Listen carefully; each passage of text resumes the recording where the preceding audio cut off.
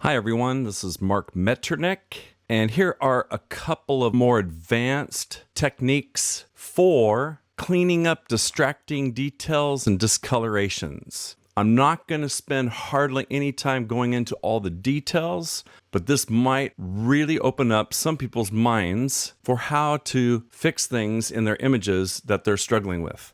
First of all, I'm cleaning up some discolorations and some tonal issues. And this area right here is bugging me when I'm looking at the image at fit-in view or 50%. So I'm going to go ahead and go to Quick Mask. If you double click on Quick Mask, you can change the preferences from masked areas, which is the default, to selected areas. I recommend that extremely because now everywhere you paint will be the selection, not the area that's masked. In other words, when you paint the other way, everywhere you paint will be what's not selected, which doesn't make any sense to me. Now, go to your brush tool and make sure in your brush options, which you don't have to go here, you can simply right click and choose your brush size and the hardness. You want 100% hard brush. You need it to be 100% opacity and 100% flow, or this will not work. So I am going to go ahead and paint the area that I want to change. It's not a real massive area. People often ask me, well, why don't you just use the Lasso Tool? It's a good question. The answer is because the ContentAware fill algorithms work better on rounder selections. So if you use a round brush instead of kind of a jaggedy selection that can happen when you're using the Lasso Tool, you will get generally better results. Now in this case, I might clean up this extra stuff here on the left, which I didn't before this video tutorial. Just a couple of spots. We'll see what happens. Now, I've been doing this ever since the ContentAware algorithm came out, and this has been awesome because you can just zoom, fit into your image, or zoom up a little bit, and every little speck, every little distraction, every little thing, you can just paint, hit delete. ContentAware comes up, and you just say, okay, boop, they're all gone. But sometimes you're going to still see some indications if you make an enlargement in those areas. But it's a fast technique. Yes, I do it in RAW on really major things like dust sensor spots and such. But when I'm making a masterful print, I have to zoom up before I size this thing up massively and really go through the image at 100% viewing distance and look for any weird stuff, because the bigger your image gets, the more the stuff stands out as horrendous. So click it off. I have always just simply deleted if I'm on a flattened layer, or I'm on the bottom background. And if you do that, hit delete, it'll say, do you want to use ContentAware, or how do you want to delete? That works really, really good. But we have some new algorithms now. If you hit Shift F6, you have this advanced ContentAware fill dialog window, which has some really cool stuff in it. I'm not going to go into everything here, but I will tell you that sometimes if you use this tool and you omit things that you don't want the algorithm to be drawing from, that really don't look like what's going to fill in that hole, which for me is all of this out here. This stuff doesn't look the same. And if there's any areas that you want to add, all you have to do is hold Option or Alt down, and a little plus symbol shows up on your brush, and you can add some areas that look like this. But in this case, I'm just omitting. I'm going to run this brush around here, get all that out. I think I will also run through this dark line here that I don't like. And over here, you will see the preview of what it's going to look like. And after you've played around with it, you can play with color adaptation, which will change the colorizing of this area, sometimes to better or less suit the situation. Click through those. Also, if you have wavy or round or curvy things that you're kind of cloning, you can get the clone to curve along with it. You can play with those too. Here's the mask. You can see what areas are going to be considered by the algorithm to fill in, etc. I'm not going to go into all that, but this is all really cool. I don't use this very often unless it's a real major clone that's really intricate, but I just wanted to show you that that was there. But I'm going to cancel that out. When working on really fine sandstone, I find that when working on certain images, sometimes by having that hard selection, if you go back up on it later, you can see a little bit of an edge. Sometimes not, sometimes yes. But the problem is if you use a slightly feathered brush, often there's too much blur in those transition zones. Lately, I've been playing with select, modify, feather after I've done all of my painting, and then I turn off the quick mask. I have all these selections. Maybe it's 100 specks and scratches and weird things. And I've been playing with a feather of 2 pixels. By the way, this feather radius is not literal because you can actually punch in 0.2, 0.5, 0.7. There's no such thing as a half of a pixel. If I had to guess, I would say this is around 4 pixels of feather. You can easily see if you just look at before and after. But I'm going to try a 2 pixel feather. It's not all the way around the image, so I'm not going to have that checked, and I wouldn't check that anyway. So there we go. Now we have the feather. All I have to do is hit delete. ContentAware. If I was on a layer, I would just do a Shift F5, because if you're on a layer and you hit delete, it's just going to make a hole in that layer. It won't use ContentAware. This is also under Edit Fill or ContentAware Fill. So if you're on a layer and you don't want to delete a hole, you can use just Fill or ContentAware Fill. Again, Fill is just going to go ahead and do it. ContentAware Fill is going to give you that new advanced dialog window to play with different types. But I'm just going to hit delete and enter. See what happens.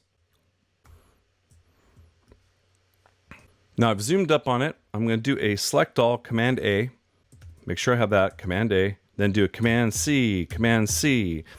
If you did this on a duplicate layer and just did the Shift F5 or Shift F6 and did it, you could just turn on and off that layer and you'd see a before and after. This is a funky workaround. Select all, Command A or Control A, and then Command C, make a copy, Control C, make a copy, and then go back in your history states, Control Alt Z, Z, Z, Z, Z, and there it is before, and paste the after on top.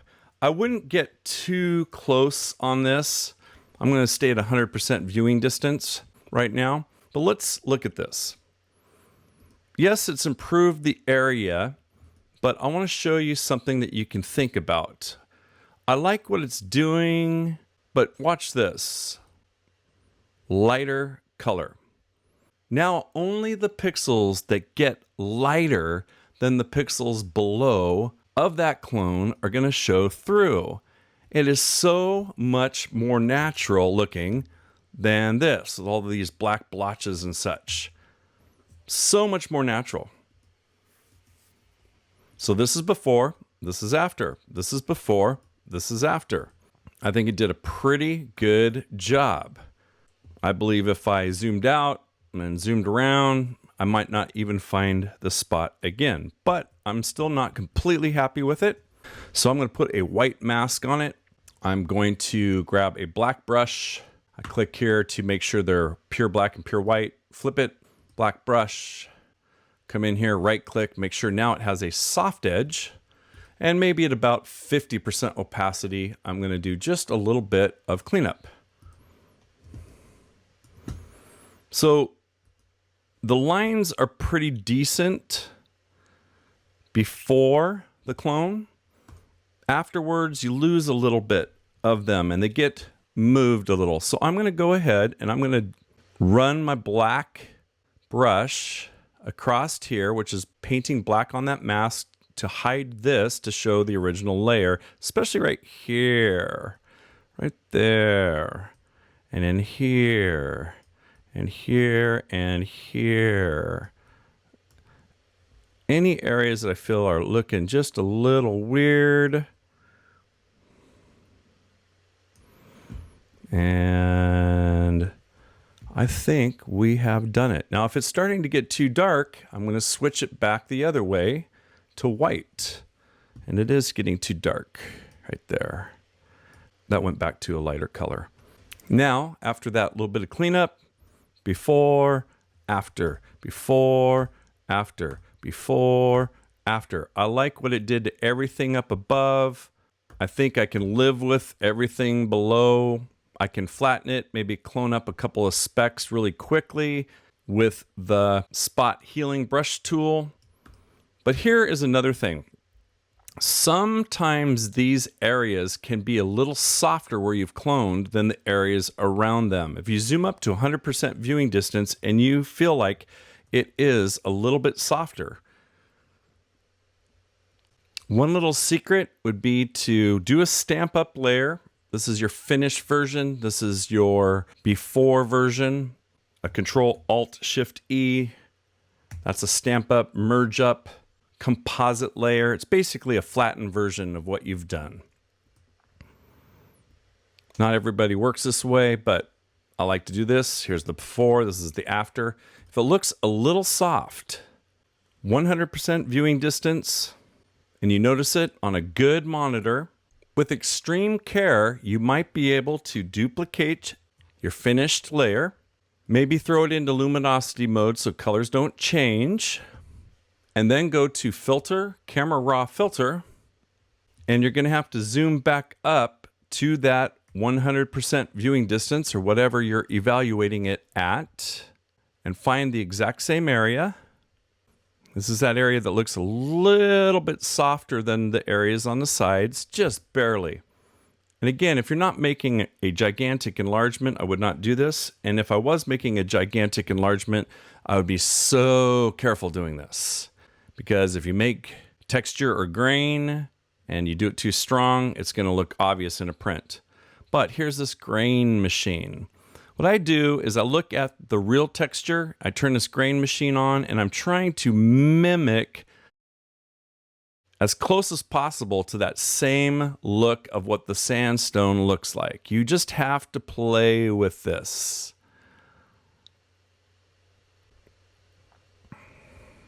I'm just turning it up too much so I can see what it's going to actually do. Overdo it a little bit. Now, so about 70, maybe even 100 on the roughness. So let's try that. Or let's try 50 and take it all the way down to 0 on the size, 0 on the roughness, up the size. See, the size of the grain is also changing the look of it as well. Does that look better? Does that look a little more natural when you just ease it in? That's a question. Or is the smaller more rough? Actually, I feel like this is probably the best look for sandstone. I'm actually zoomed up to 300% to really see this. Now, you have to kind of look at the left and look at the right and see how much are you going to need here.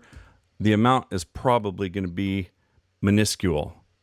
1, 2, 3, 4, 5 is way too much. So let's try 1, 2, 3, 4, 3. Okay, I'm going to try 3. I see it, you might not. This is a compressed video and you lose a ton of detail with video. Hit OK. There it is. Now, this is before and after. You can look at before and after. And all you really need to do is hide this layer by holding Option or Alt down, make a black mask that hides it. And remember that exact selection where it was. And get a white brush. And just paint in maybe at 10% opacity. Wherever you feel like it looks just a little bit blurry, make sure it's a soft brush. And again, you don't want to overdo. But it lost just a little bit of texture in that area. And I see it coming back now. Sometimes I move things around just to kind of see what's going on. And you probably can't see this, but I've gotten the texture back. If I were to look over here and look through here and look over here, I don't see more texture here or more over here. It looks very equal now. That just a hair bit of softening is now gone. A lot of times I will just do a merge up, Control-Alt-Shift-E, because I am just doing fine-tuning things in my layers and I don't need to go back and redo this stuff. And I can just take those layers that I have been working on by shift-clicking and grab them, drag them down into the trash can.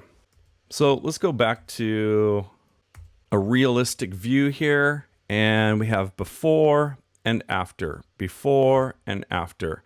And we have not lost any sharpness or texture in that area. I'm happy with it, totally. I flattened it, in fact. And if I see anything weird that I don't like I said, I can always go to the spot healing brush and just say, okay, I don't really like this little black blob there. Don't like that one. Don't like this one. I feel like there's some repetition here. I don't like this one, this one. And if you create a very slight grain layer and you see that even this tool, which does have a tendency to soften images, you can brush in just the slightest amount of grain simulation if it's a very high frequency, very fine detailed area of your image. If it's never going to be a 50-inch print, 40-inch print, 36-inch print, 96-inch print, whatever, don't even worry about it. So there we go. I love that area now. I'm totally, completely happy with it, and I can go on. Now, let me show you one other area of this image and another major problem. It's this big black area right here. It wasn't so black as that, I think, to the eye, but I added quite a bit of middle tone contrast to this image to get it to look right. And to some degree, I believe it enhanced this blackness.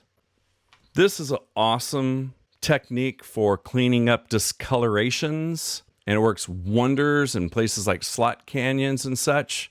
If you just duplicate your layer, go get your Eyedropper tool, click on it. Make sure you do not have it on point sample. That will choose one single pixel.